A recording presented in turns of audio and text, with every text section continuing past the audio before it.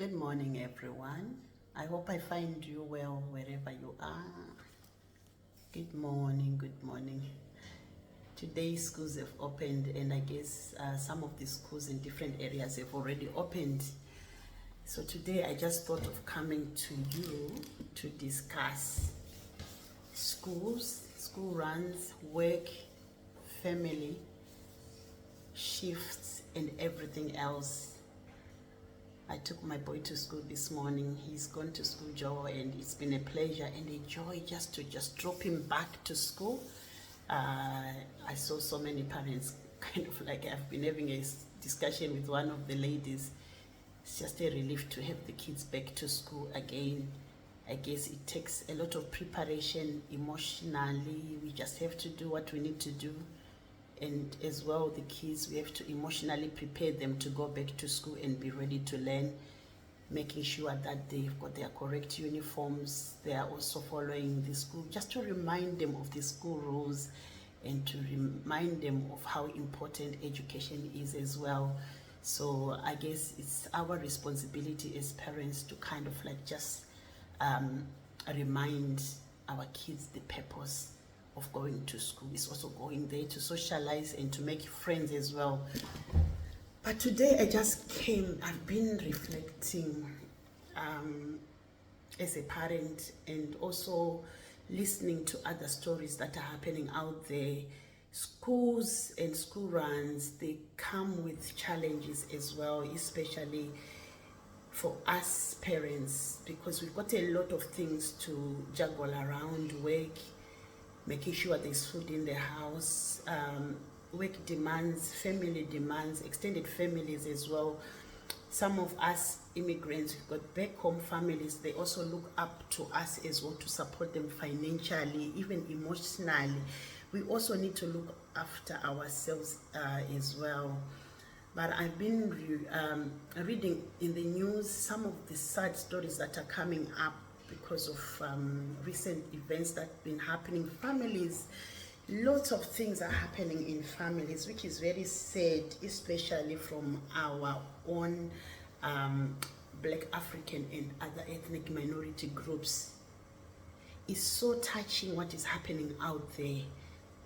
And I paused and thought, what is really going on? It goes back to family dynamics and what you believe in and how you organize your family and what is it as a family. If you are a married couple with raising children in here, it's not easy. It's not easy, but I believe it is manageable. We have to be in that mutual agreement to say we are going to make it work. Now that the schools have opened, the challenges that I've been hearing from my colleagues, from my friends, from other people, just hearing stories, the challenges when it comes to school runs, especially I'll talk to the people that have come recently, that have not been long, especially in the United Kingdom. People that have come with certificate of sponsorship, COS group. I'm hearing quite a lot of some of them saddening stories whereby there are challenges there because one person gets a visa and then that person is the main visa holder, and they come along from wherever they are coming from. They come along as the main visa holder and they come along with children they bring along for their dependent husband or spouse.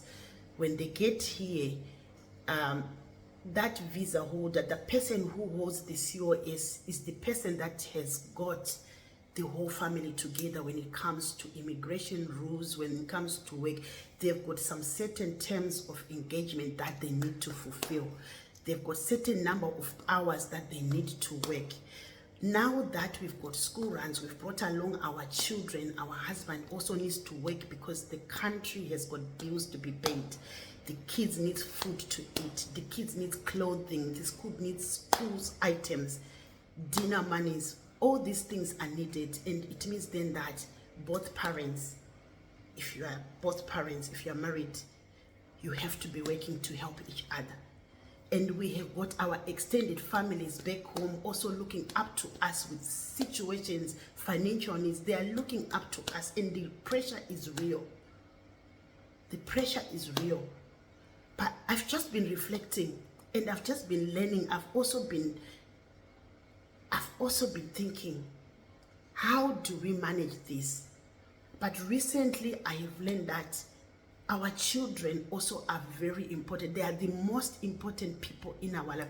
Maybe they are the most reason why we came to UK to work for, so that they have a better life. They have a better education. They have got better opportunities, which is very true. England offers so many better opportunities for our children.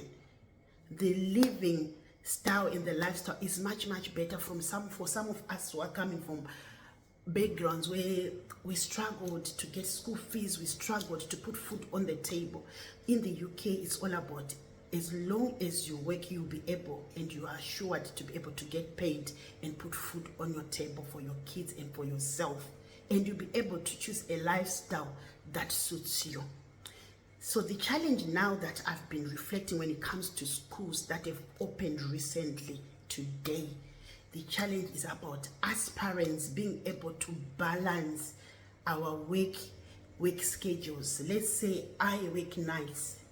My husband, we have to agree that he will maybe work around me. Let's say for those that have come on COS, the main person with the visa, the sponsorship, has to be allowed in the family to work according to their terms and engagement and according to their visa requirements. So it then means that the dependent has to understand that it is not about them going to work first. It's about them working around the person who's got the sponsorship. And there needs to be an understanding, which I am realizing that from the stories I'm hearing, most dependents, they come here, they start competing and telling that I need to work, or I'm a man, I'm the one to work. Well, you start just competing for work schedules and work timetables.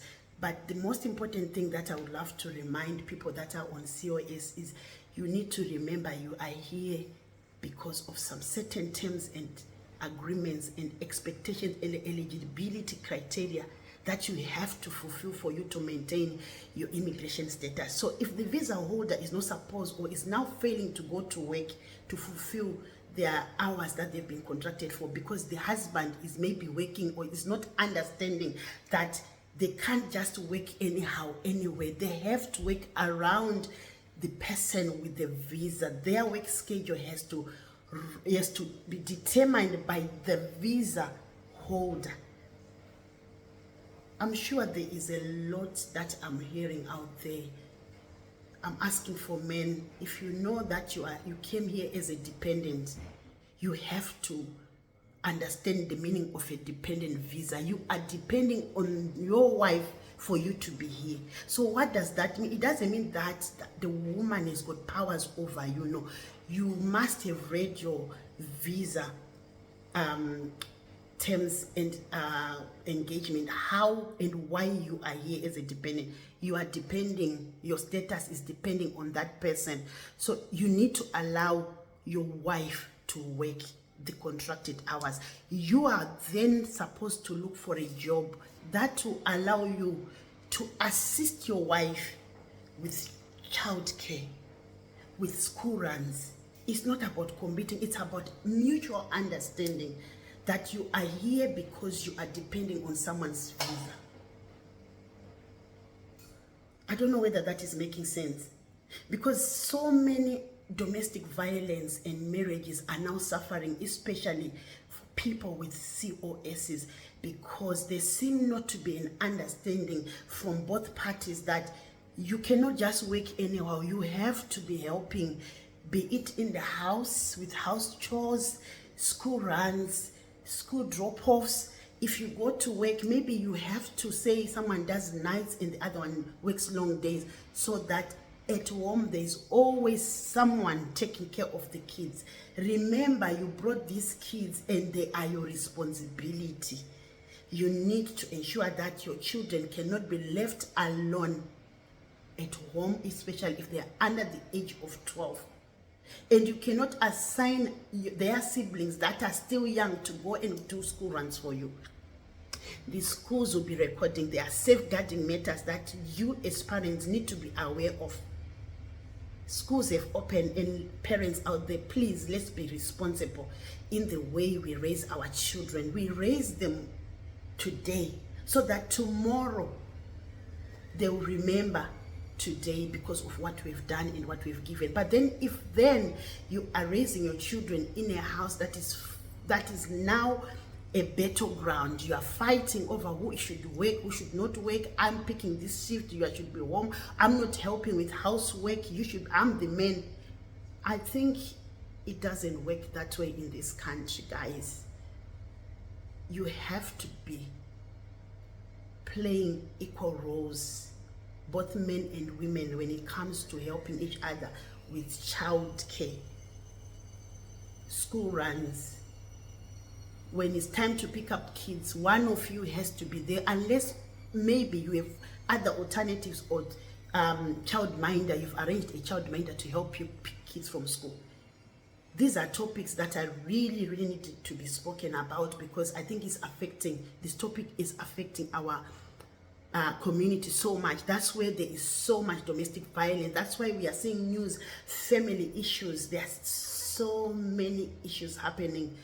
It goes back to understanding one another, working as a team, from arranging financially.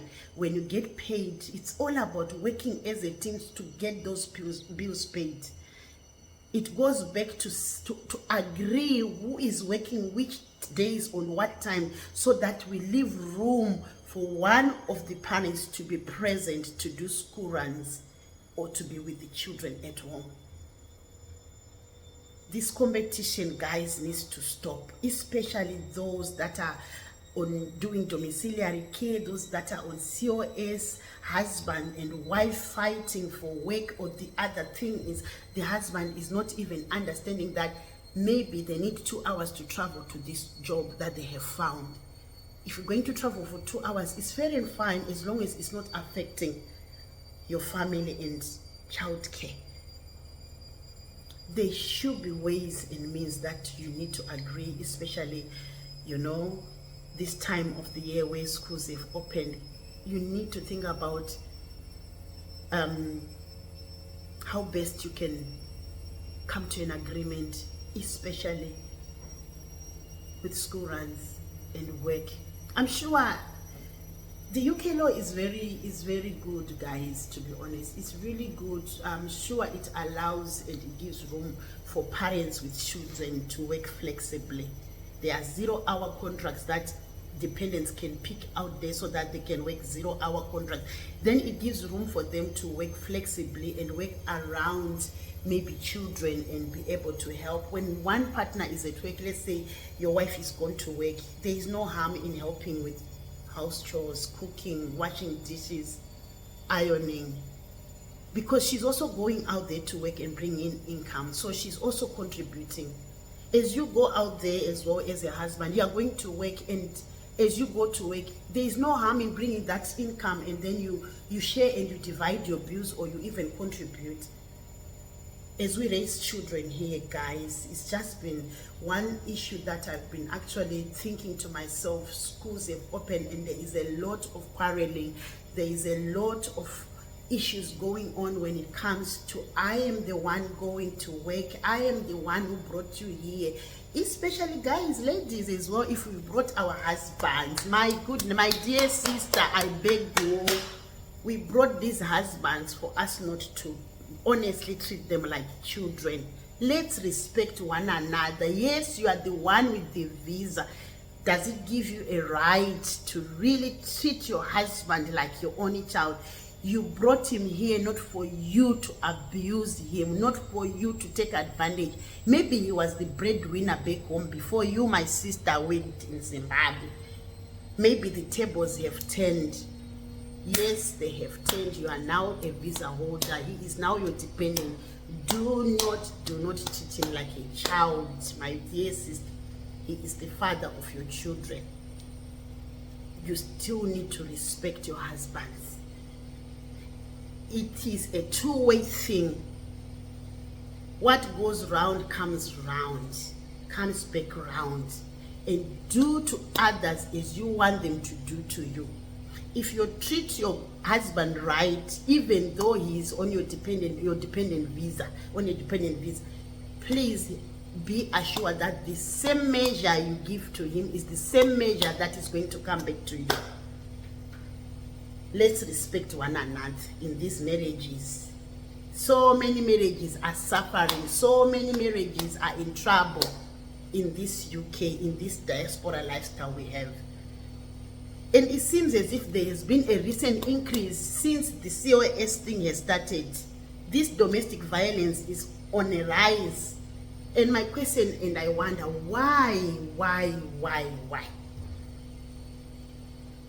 And husbands, oh my God, do not abuse your wives as well in those in these houses, you know. There is no room for domestic abuse. And we condemn domestic abuse. We do condemn domestic abuse. Let's work as a team, guys. Let's work as a team. Let's understand one another in these marriages. There is need to understand one another, not fighting in front of our children, not fighting and competing. I'm the one who is earning more money. I'm the one who should be doing more money. I'm the one. And do not let our fellow family members, extended families, give you too much pressure back home. You've got children that are looking up to you. You have a duty to raise them in the best way possible you can. They come first before anybody else. They are the reason why you get up to go to work. Give them a life that they will remember in a very good and positive way. I don't know what life you are going to give them, but I'm sure, even the word of God says, raise a child in the way that they should go, so that when they go, they will not depart away from their ways. So raise them in the way they should go. It means they have to go. There shall come a time when children will need to go. What is it that they will depart away from your house with? What is it? So I'm sure, let's think, parents, let's just take this to heart. Put our children first. One thing that that surprises me so much is if our child asks, let's say, for a 20 pounds note, we will tell them, oh, I don't have money, but let there be a phone call that just rings from Africa, or a WhatsApp message that says, we need 50 pounds to do tombstones next month. Let's start beginning to contribute. I'm sure most Africans, we are rushing to contribute for tombstones back home before we put our own children first. Our child is asked for 20 pounds, maybe to just go out with their fellow friends. We will say we don't have the money. But let my brother or my sister from Africa calls to ask me for their child's school fees. Now schools are opening. You will be the one sponsoring school fees in Africa for your fellow brother and your fellow sister, but you can't afford 20 pounds for your only daughter and your only son here, yet you are leaving them 24 hours on their own. There need to be a culture correction. There need to be a correction of culture here. I think the way we were raised, it's okay, we were raised in a bit, but my daughter said once, this African culture of yours is toxic. I was there. I used to really prioritize sending money to my family, and I would make sure my family would say, oh, she sent money. It's not about that, but do you know what? There shall come a time where you realize that these, your children, are more important than your fellow. Those ones you're sending them money, there is no harm in helping. I personally have helped my sisters and my brothers. I've helped almost everyone in my family. Some of them are here now. I've been doing that, but then I realized that there is a time that you need to stop. and prioritize your only children, because they are growing and they are seeing the sacrifice that you make in their lives. They know that you are just there in physically, you are there, but their needs are neglected, because when it comes to Africa, my brother, my sister, it's your priority. Whenever there's an African issue, or I'm gonna send them every week, Mukuru is buzzing for our fellow brothers and sisters back home.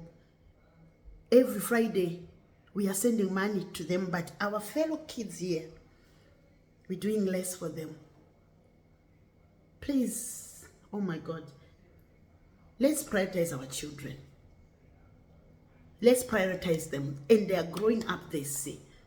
The time we leave them at home, of course, because of work, but may they also benefit the joys of their parents working. What is it that we bring them to? When we are off, do we take them out for cinema? Or some of us guys, we are working, but we've never even taken our kids to Scarborough, to Blackpool, to Skegness. Even one day out, to just say, I'm gonna spoil my kids and have a holiday in a caravan, even in a hotel, even in a B&B.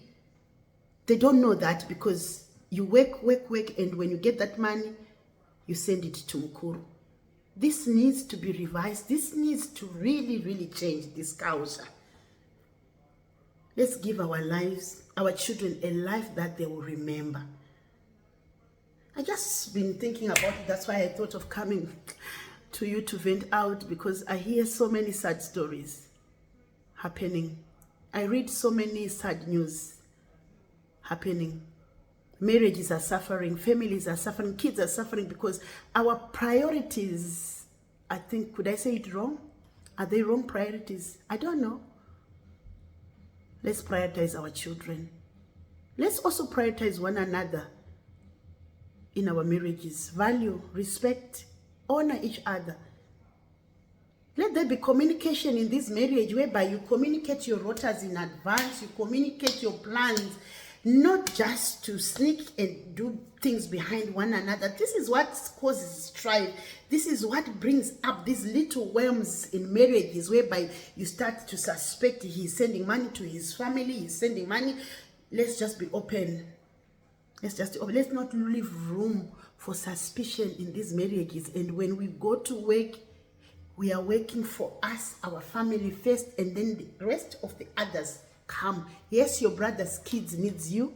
Yes, your brother needs you, but your child needs you first. Your child needs you first. Support them in anyhow possible you can. There's no harm in giving your child £5 out of your wages every week. Or there's no harm in opening a bank account for your child. These days there are cards like bank accounts. I can't mention the name. There are bank accounts for children. You can start investing and saving even £5, be it monthly, be it weekly. Put it aside for your child. Savings. Imagine how much monies we are sending through World Remit, through Mukuru, through World Trans to our families, £50, £100, but we can't even give our child £5. Yet we are working so hard. Maybe we spend even less than 2-3 hours with them at home. This one is coming in, this one is going. And when you come back from work, all you want is to sleep. You're tired.